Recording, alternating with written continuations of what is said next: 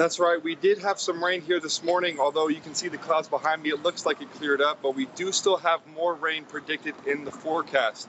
Breweries and pubs around Northwest Arkansas have a chance to showcase new items and promotional events in support for Beer Week. That's right. Right here behind me is the student scooter parking on campus. It's empty right now, although during the school year, it's filled with scooters, some locked and some not. If the Yankees don't kill me, I live until I die. The Battle of Prairie Grove was a civil war fought on December 7, 1862 between the Confederate and Union armies. Every 2 years, the town hosts a reenactment at the site of the battlefield where folks dress up as 1,800 civilians and relive that day in history. A stressful time, but one that helps 18-year participant Maeve Cordier unwind. I was so burnt out just even trying to get cut free of my own life and get here that I thought, I don't even know why I'm going, but I did know because it wasn't 5 hours into it and I just felt looser and better. While the battle might be the main attraction, it's the simple way of life that Cordier finds really important. Population and what people had to do to live is worth being at one of these things. The battle might draw some people in, but the real story is in the lives, the people.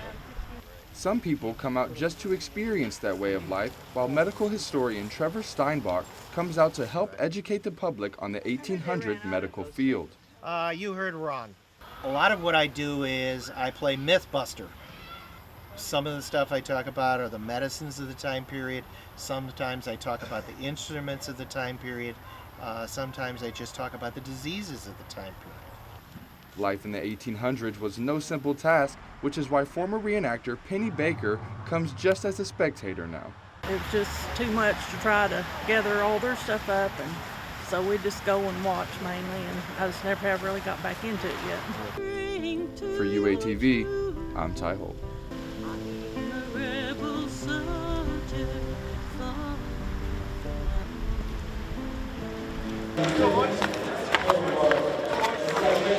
The Division III Arkansas Club hockey team took on McKendree State Friday, wearing camouflage jerseys in support for Veterans Night, a game that had special meaning for head coach Rob Thomas, who spent exactly 30 years serving in the Army.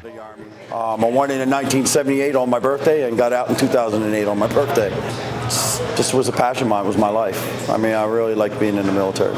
Holding American flags to pay their respects, the team honored several veterans prior to the national anthem, including a ceremonial puck drop. Thomas said it's important to acknowledge all those who serve and recognize everything they do for this country. Those young men and women allowed us to be out there and do what we do every day. So it's a small way of putting something together. An experience hard for the head coach to put into words. It was kind of surreal. It hit me to the spot, especially when my son over here read that letter. That was pretty nice. That letter was written by 16-year-old Cole Thomas, who paid homage to his father, saying his heroism inspired him to follow in his military footsteps. My father, to me, as I said in my speech, is a hero to me, and he's been my role model, taught me everything I know about being a man and how to do the right thing. 9 ROTC members were sworn in on the ice during intermission. Fellow ROTC member and captain Andrew Denome said pride and family made him want to join the Army. Just kind of like a family thing and like a pride thing. I want to do something for my country because it's done so much for me, and I know that the military can really help you later in life. Arkansas gave fans and veterans plenty to cheer about, topping off the night with a 9-3 victory. For UATV, I'm Ty Holt. As part of the city's annual Tech Fest, Fayetteville invited the National Guard out to display to tech attendees and high school students a little bit of what they do. Mainly we're showing what their options are, because some of them getting ready to go off to college may not be able to afford it, so we can, if you join the Guard, you get to stay at home, but you still also get to do some really cool stuff. We give you some really good technical training, plus we give you money for school. Along with 2 control trailers, the Guard also had an aircraft simulator which gave people a feel for what it's like to fire a missile from the sky. It's pretty cool, really. I mean, I know very few about the Guards before I came listen to the speech. So, and I'm very excited that you have a chance to experience that.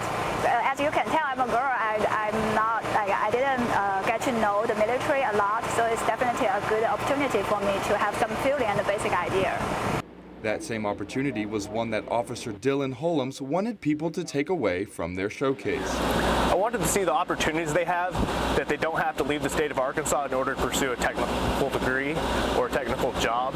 Once they graduate, there's lots of opportunities within the state of Arkansas as either serving in the corporate world or serving as a National Guard troop.